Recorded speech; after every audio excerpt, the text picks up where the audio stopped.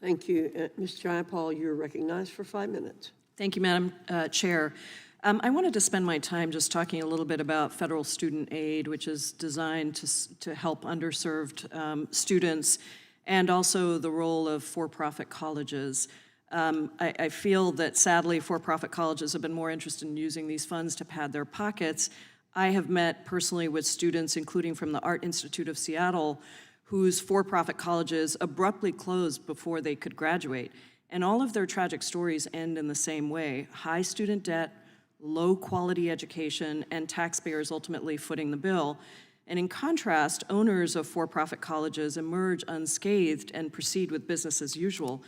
Of the nearly 1,100 colleges that closed between 2010 and 2020, an overwhelming 86% of them were for-profits.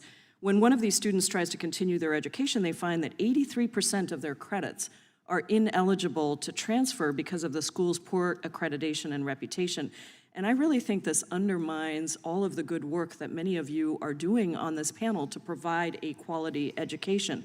So let me ask you, and we can start with you, Mr. Pulsifer, is it a good use of taxpayer funds to invest in these schools when you yourself are trying to make sure that people really have faith in the educational system?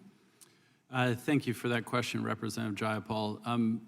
The reality is that access without completion, to your point, and also completion without value, both of those are and can be a moral hazard. We've certainly seen that occur in many sectors of the of higher education. I think that emphasizes the point of that, as even Governor Polis said, is like we need innovation that expands access. We also need innovation that drives and aligns value of those credential pathways to the opportunity. We also need that accountability that's necessary, such that we know that the federal dollars or even state level dollars, that they're actually going to institutions that can deliver real equity and access and equity attainment, because equity and access without attainment, quite frankly, can be a scam.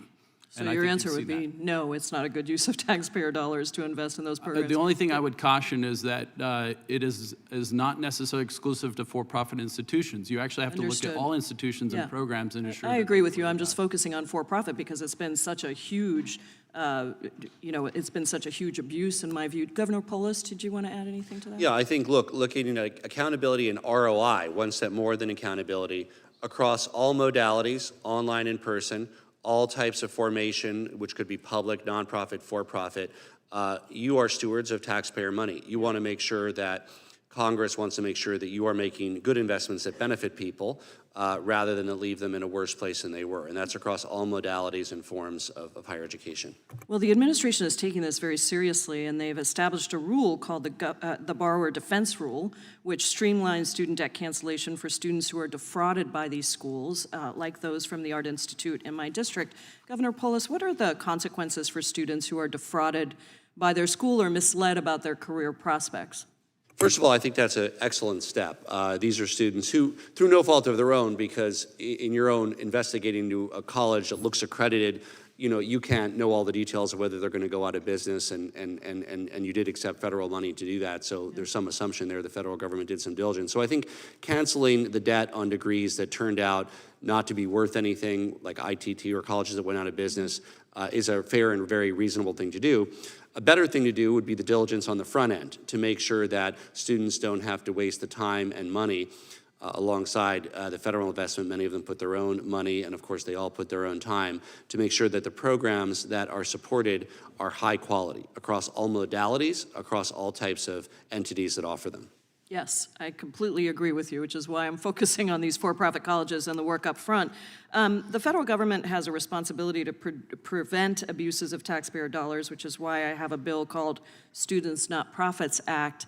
Last Congress, the Build Back Better Act proposed stopping for-profits from receiving its Pell Grant investments. Governor Polis, how does limiting for-profit access to federal student aid prevent students from being abused?